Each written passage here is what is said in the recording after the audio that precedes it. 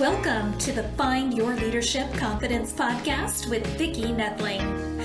You are about to discover impactful lessons that help you grow as an individual, grow your confidence, and find the positive and good within you, so you powerfully and authentically become the best version of yourself. Be sure you visit our website at www.findyourleadershipconfidence.com. While you're there, subscribe to us via your favorite network. Now tune in, get ready, and enjoy the journey of emerging as a leader of exception in the 21st century. Welcome, everyone, to the Find Your Leadership Confidence podcast. I'm your host, Vicki Noethling, coming to you from Roswell, Georgia. The goal of this podcast is to bring topics and guests that will empower you to become that confident leader and take your business and your life to the next level. Today, I am very excited to have Benjamin Brown as my guest, and let me tell you a little bit about Benjamin. So, he is a sales expert, author, and father of two young children, and he worked in sales for over 23 years, working currently with a small business with sales issues and low sales. And when it comes to sales, he's done it all, from stock brokerage style cold calling to car salesman to gym memberships to medical devices. He can sell anything. And he's gathered all that sales experiences, 20 years worth, and put them into a 10-step process, a proven and tested sales process to help you get more clients and more sales. When sales is done right, it is a pleasing process. And so I thought today we will talk about how sales has changed over the years. Please join me in welcoming my guest, Benjamin Brown. Hey, Benjamin. Good morning. How are you? Fine. And do you prefer Ben, or you're formal always Benjamin? I tell people whatever they're comfortable with. Mm-hmm. But Benjamin is a whole. But my first name is Ben Brown. People haven't known me for years, and they see me, Ben Brown. I'm like, because hey. it really flows really well. Your parents did a great job in naming you Benjamin, because Ben Brown is just like a really musical kind of name. Absolutely. So people know me for that. So we always start with the easy question, which is just tell everybody where you live, where you're from. I currently live in a place called Clearwater, Florida, which is next to Tampa, St. Pete, the west coast of Florida, known for one of the best beaches in the United States, tourism. I also run a limousine company, so I have a lot of people that come in and out and transfers back and forth from the beach and to this lovely area. I've been here quite a while, but was born in St. George, South Carolina, a little small town. And I was raised in South Carolina. I was born in Atlanta.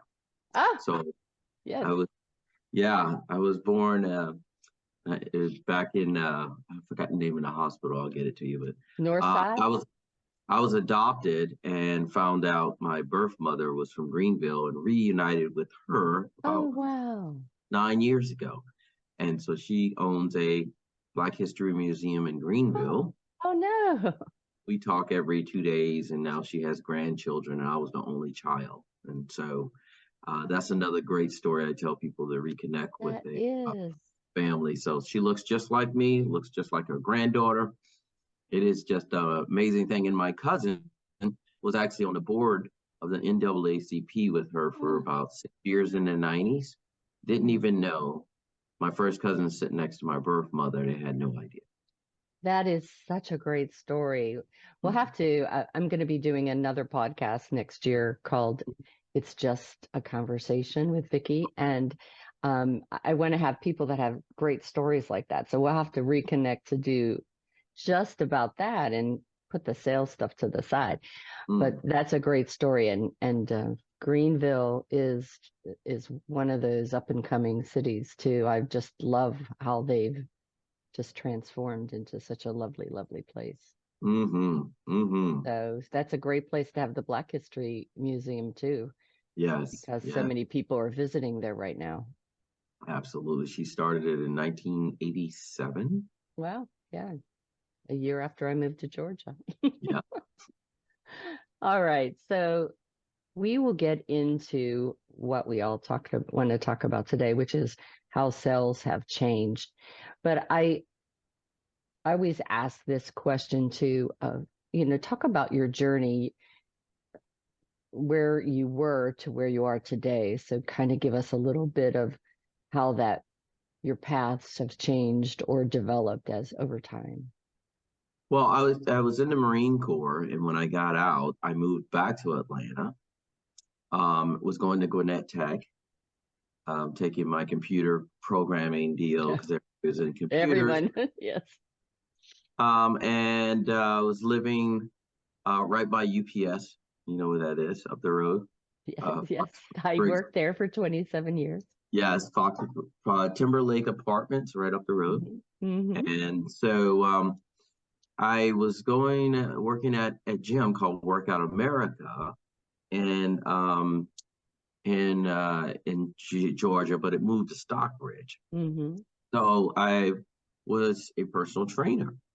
And back in those days, they used to have people that come around like in car sales that would increase sales. So they would bring in a team of sales guys to boost money that knew what they were doing. They came through, they looked at me and they noticed, enthusiasm that I had. And it was like, you ever thought about doing sales? And I was like, it's kind of like acting. You fall into the bug.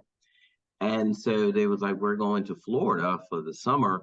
Why don't you come on down? And You so, said Florida, yay. yeah, I'm like the beach, the water. Yeah. And so a year after being there, I came down to Florida. I haven't left since. And that was my first mentor that taught me sales. His name was Stuart Vespi.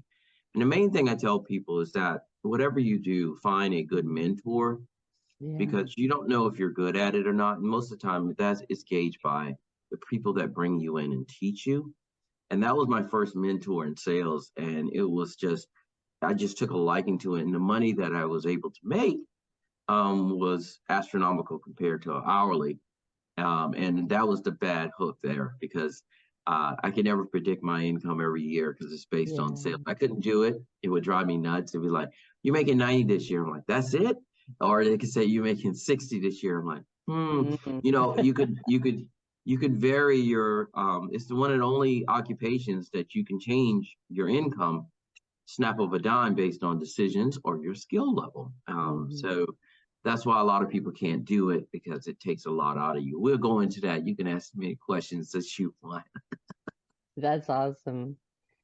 So just to wrap it up, I went from that and then started entrepreneurship in like 2002, and then I've run companies and been doing that ever since. So since you were doing it since 2002, how did you have to pivot during the pandemic to keep things going the way you needed them to be? Well, luckily, I was an entrepreneur and I was subcontracting and teaching students around the world Zoom. Thank God for Zoom. I know. Yeah, the limo company died. Yeah. I didn't get a phone call. I had to return back like $60,000 in refunds, and I didn't get a phone call for like 260 days. Nice. So you imagine that. That's like the stock market. And it's like being highway robbery. So diversification is what I tell people is the strong point in the economy today, being able to do that. Same as you do in your stocks, because you never can predict what's going to happen. And so thank goodness. And, going through a divorce at the same time, cataclysm. So everything exploded during that time. And just being able to get through that and be strong was one of the toughest times of my life. So, but we made it. Yeah, we made it. And good mentorship is what you need. I always tell people that you have to have good mentorship. I have two right now, still, and looking for more as we move on. And that is the key. I tell my 25-year-old godson, you've got to have a mentor. It cuts down on time. Yeah. Yeah. And it's just that sounding board. They may say exactly what is in your mind, but it's that validation that you're on the right track, or, maybe keeping you from making that wrong turn, or when you fall, being that encouragement to get back up. Yes. Yeah. Mentors, very, very important. So What then has kept you motivated all these years? Because as you said, sales can be a really tough time. People love them or hate them or both, but it's necessary to me. Everything that we do is kind of sales. Well, I teach you sales is everywhere. Yeah. So I always talk to the host and I try to educate Mhm. people because most of the time I have to change the mindset. So I ask you a question. You can give me two simple answers. What is a sale to you? What Well, is this? for me, sales starts with a conversation and then it's answering a need. That's Okay. exactly what I think it is. So what is I'm sorry, what is the purpose of a sale? Oh, it's to make money. So when a child asks you to pick them up, they're asking, that's a sale, that's a close. Hmm. That's the end of the sale. Hmm. So everything that's going on around you is sales. So if you start understanding that concept, you understand how it's a necessity to understand that language. So what I do is educate the people on the language because they don't even know what it is. They're doing it, but don't have a clue. They think it has to do with money. The purpose of a sale is to get somebody to move. So I ask you to go to this website, click on this, listen to this, call that, pick me up. Can you do this? The church is a sale. Everywhere you go, a marriage is a sale. If you ever stop selling, it's over. So, stop. And so that's the thing I tell people, that as long as you understand that concept that is everywhere around you, there's no way to get away from it. You're already doing it. The problem is that we live in Western civilization where we're taught if you can't earn it, you don't get it. So you don't ask for it. Right. So we don't ask for anything. So you start as a child asking for everything, and then our parents teach us don't do that. That's rude. Yeah. Or you're only going to ask this many times, and then you're done. And then you go through college, you go to school, and you get a job, and then you start your own business. And when you start your own business, the first thing you have to do is start asking, and you haven't done that for years. Yeah. So it's atrophied. So it's uncomfortable. And people don't like rejection because everything's supposed to be happy these days. So the problem with sales right now is everybody's supposed to be happy. And sales is not like that. And so that's why most people can't take rejection. They never had rejection. All I know, I'm supposed to go to school, get a job, make my hundreds of thousands, go buy whatever I want. So when people go on vacations and they go to third world countries and they go through markets where people are asking them constantly, you can see the Americans like cringe, but this is how the real world works.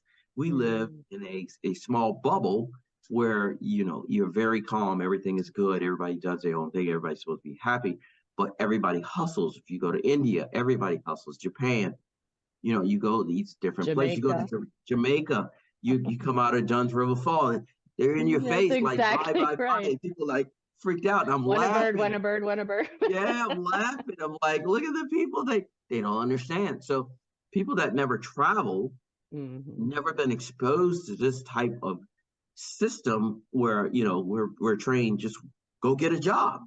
You want it, go get a job. You don't ask for it. You can go into any appliance store. You see and so we're so used to seeing a sticker and then saying, how much do I have in my account? We never negotiate. The only thing we negotiate is cars and houses, and people hate negotiating for cars, right? And houses, that type of deal. But some cultures train their children, like the Indians, the Indian from India. You look at the Jewish community; those guys always negotiate. So when you're on the phone and dealing with them, they're been trained to negotiate, get the cheapest price that you can. And for us, oh, it's rude. Don't do that. Just pay the money. And we wind up paying more for anything. I went in a story with a friend of mine, and he was getting a refrigerator, and I said, when we go in there, whatever I save you, you're gonna give me half of that. He's like, oh, yeah. He didn't know my background. I was playing around. I was like, we're gonna go ahead, because he was serious about doing it. I'm like, you got cash? Yeah. So I said, you have cash? He says, yes. Oh, so the refrigerator was, we're talking $1,500, had all the stuff, the delivery and stuff like that. We look around, and the best thing is that I made the salesman didn't understand who was buying it. So he didn't know who to direct it to, which I knew that was a handicap. So we went back and forth. And so that one refrigerator went from 1,500 to delivered for 885 and then dropped to 750 with cash. Oh, wow. So nobody knows that that price that's on that sticker, even in an appliance store, J.C. Penney's, can be negotiated because people don't like to negotiate. Go work. So we're the hardworking people that earn everything. We never ask. Does that make sense? Yeah, it does. Perfect sense. Mm-hmm. So what are a few more tips that we might use whenever we have to do phone sales? You just described in person kind of selling, but once you get on the phone where you can't really see their reactions or their facial expressions or anything to know, am I hitting them? Are they making them mad or whatever? So talk about that a little bit. So what I used to do, I used to train people in sales years ago and wasn't getting the reaction that I wanted. And I realized that it was a personal thing for them. So that's why I'm a performance coach life coach type deal, because I realized people wasn't selling because of something that they had in their past or something that they had, because 80% of sales is confidence. Yeah. It's a numbers game. You have to take rejection. So if you can't take rejection, people don't even want to be in it. So step number one for my book is being prepared. Are you mentally prepared to go to war or be in the game to help people get what they really want? So sales could be used for good or bad, knowing the fact. That's why the good salesmen are always ripping people off, because they know how to sell, right? They don't care, but they believe in the product. They believe in what they're saying. So you have to like or love the product that you're selling first. If you don't, my scenario, I say, like it, love it, or leave it. Yeah, I agree with that. So in my performance coach method, we do things like working out. I build a salesperson for the endurance, for the long run, because it's an ebb and flow in sales. You're not going to get everything you want that you think, or you might get more than what you want, depending on what you do. But your mind has to be in the game. It's not about you on the phone. It's about them. So the three things you have to do in a sale at the same time, simultaneously, is that you have to know exactly where you're going in, because sales is a language, it's communication. You have to be confident, and you have to listen at the same time. And most people don't understand that type of cosmic deal that you have to go through. And once you're able to do that, and you have a process that's tested, and role playing, which is very important, most people don't do because you don't practice on clients. And it's a number of other different things. So people say, oh, this person could sell glass. They have the persona for it. They can sell everything. They're good. I said, I could take that person, and I could take another person that's introverted, and I could take the person that's introverted and kill that personable person, because I teach them a system. They're going to rely on the system. The system will set you free. As a persona, you're going to do something wrong. You're not going to listen. And when things go down, which it does in sales, you won't know why, and you'll get frustrated and all this kind of other stuff. So the system will set you free. And main thing I ask a person in the beginning, what is your sales system? And if they look at me and go like this, which most people don't, I'm like, how do you what you're doing wrong if you don't have a sales system? And I think that listening piece is so huge. That's in my teaching of public speaking, that's one of the things that I stress a lot, because if you're really comfortable in public speaking, you speak often to hear your voice. And you don't take time to let the other person talk. That's why I bought the URL for It's Just a Conversation, because it has to be a conversation 2 ways. And you can't hear that thing that you talked about. You can't hear what they need or what they want. And therefore you can't drive the conversation right. Correct. Such great information being shared here. If everybody's not taking notes, shame on you, but you can go ahead and listen to this in the replay a couple times. So I'm real big on personal development. I didn't go to college till I was 50, so I knew it was all on me to find knowledge and information. So what would you say some personal development tools people could use to, beyond working with you, to be able to be more effective in sales? Well, the thing in sales is, and I put it this way: if you wanted to defend yourself and you were getting beat down by a bully, Mm-hmm. you would start going through the yellow pages looking for self-defense. You will have a number of listings in there. You will have Aikido, karate, jiu-jitsu, all of Brazilian jiu-jitsu. You have a plethora, and you can go down to any dojo. Mm-hmm. And people say, which one should I do? Yeah. And the main thing is that all of those works if you listen. Yeah. Books and stuff is theory. So personal development, most people try to do it themselves, or they try to do it through medication, or they try to do it through this. It's really already in you. Having somebody bring that out of you. I had a student going through a tumultuous divorce, and he was in sales. And so that system shuts off because you can't sell if you're not in the game. It took about a month to work with them. And I'm not a psychologist or all that medical stuff. I just see in people what they need. And everybody just wants to be heard in the beginning, and most people are not listening. And then put the things in place for them to. So to answer your question, besides working with me, is that you have to look for a system and people that's a little bit compassionate towards you and not just trying to sell you stuff. One of my deals is for my book is the last part, say game-changing 10 steps process to getting more clients and referrals. Step number 10 is getting referrals, not the sale. So how do you do that? Is by helping people. And so the main thing I tell people is that when you work with people, most businesses, I tell the closing statement I use, I said, you're not going to pay for me. Your new clients will. And so the match has to be there. I have to see the fact that you're going to make extra money by the skills that I teach you. One of the companies I work with still today, a little lady named Michelle, came to me through LinkedIn 2 years ago, been in business for 20 years doing books, beautiful, Italian. She had a book business, never learned sales, front of the company, doing very well on about almost $1 million in sales. And so I said, we're going to work together, and whatever I teach you, mark down the improvements in the money that you made. In 3 months, my bill for that was like 13 grand for my services. I tell people real numbers. She made, after we wrote down 3 months, $150,000 extra in 3 months, just by me telling her what to do. And a lot of that had to do with her confidence. And at the end of that, she said, I learned how to sell. I can, but do you still want to sell for me?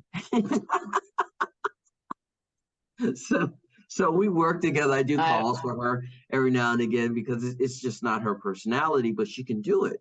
But if she had to do it. So if you were on the street today, people say, I could never sell. I could never do that. If you were on the street today and you had no money and your family was on the street and there was no credit, nothing, you would automatically become one of the best salespeople in the United States. Yeah, because you had to. Because you had to. People just don't want to. Yeah. So when you look at that change, people just have to want it, and then look for the people that gets it in there. So I'm always looking for that. And it's not marketing what I work with most of the time. I do life coaching and things like that. But what you made now, what are you going to make in the next couple of months? So my working with me, it is measured, which I love. So I've taken companies, I work with $5 million, $2 million companies, and we've grown. And I like to see that growth because in essence, when people work with me, it's like, does your program work? And I'm like, ask one of the guys how much money they make. So people ask, what do you do? I said, make people money. Yeah. And I think if we could just take that all the way back to the beginning where you said you really have to believe in what you're doing, what you're selling too. And I think that's so important.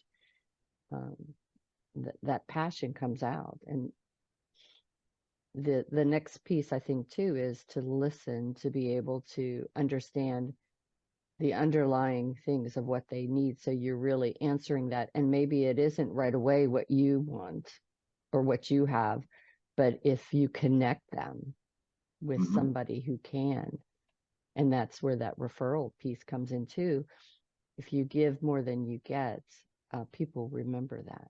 So I think that's really important stuff that you shared. Wow. So time for rapid fire. A couple questions. Go. I read you were coined as the sales whisperer. So when did that come Wait a about? minute. There's a friend of mine that I know out in California. His brand is Sales Whisperer, so I'm gonna give him credit for that. But you can go with that. He's Air Force, I'm Marine, and I see met a couple times for Frogman down in Tampa. So he's the Sales Whisperer. So I tell people that call me what you want, just call me. Oh, super. That's awesome. So I saw you showed your book, and we'll make sure we put that in the slide at the when we finally do post this. But what's next for you? Do you have another book? Do you have courses coming up? What's next for you?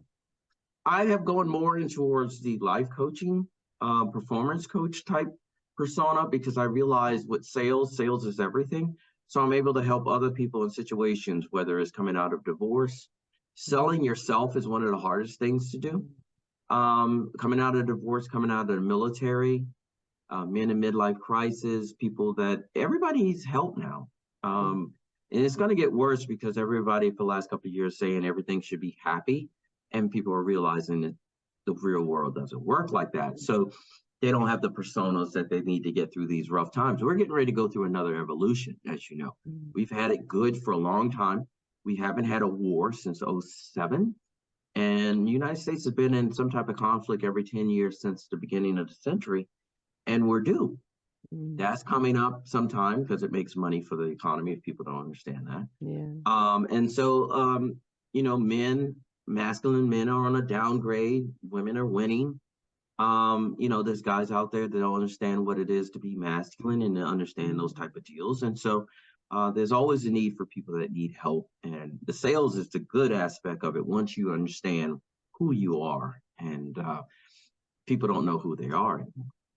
Yeah. And if you kind of turn that around a little bit, or maybe align it with the fact that when we talked about you have to believe it what you're selling, and that means also believing in yourself because you're selling yourself. Yeah. All right, it's time now for me to share my slide. So those of you that are watching can go get a screenshot. If you're just listening, as always, I will read that for you. You can see all this information in my show notes on my YouTube channel, as well as my findyourleadershipconfidence.com. Grab that paper and pencil if you're just listening. If you're driving, please be safe and get this later in my show notes. The website is https://www.360salesconsulting.com. Again, 360salesconsulting.com. On LinkedIn, you can find him at 360 Sales, and on Instagram, Ben Brown TRE. Again, Ben Brown TRE on Instagram. All right, so please share with them how they can, what they can find on your website, and how they can better connect with you to be able to maybe improve their sales or their lives. On the website, there's actually but I tell people to simplify it. I simplified this about 2 years ago. I went out and bought the URL, meetwithbenjamin.com. And with that, they can go on there and schedule a call directly with me. It's not one of those advanced encyclopedia fill out things. You just fill out a simple form and you get to sit down, because the thing about sales is, and also life coaching, is that you're problem solvers. Yeah. That's all you do in business. And people think, oh, it's about me and what I do. If you're a hairdresser, you're solving a problem. If you are a sheet metal worker, you're solving a problem. If you're a truck driver, you're solving a problem. Doctor. And so to look at it that way is a difference most people don't know. And that's that's really the start. Yeah.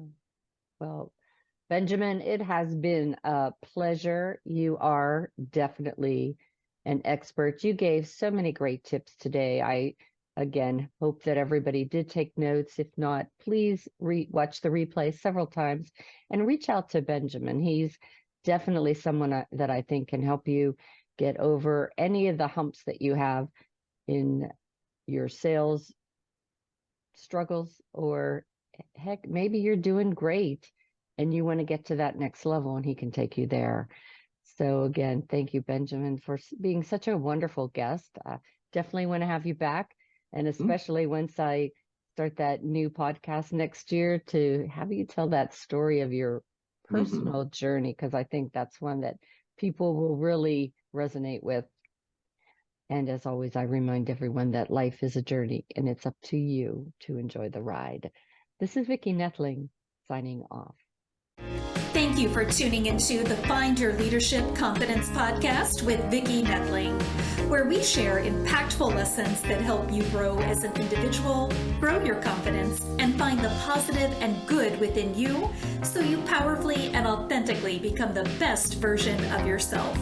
Remember to visit our website at www.findyourleadershipconfidence.com and enjoy even more great episodes like this one. Again, while you're here, subscribe to us via your favorite network. We look forward to seeing you next time on the Find Your Leadership Confidence podcast.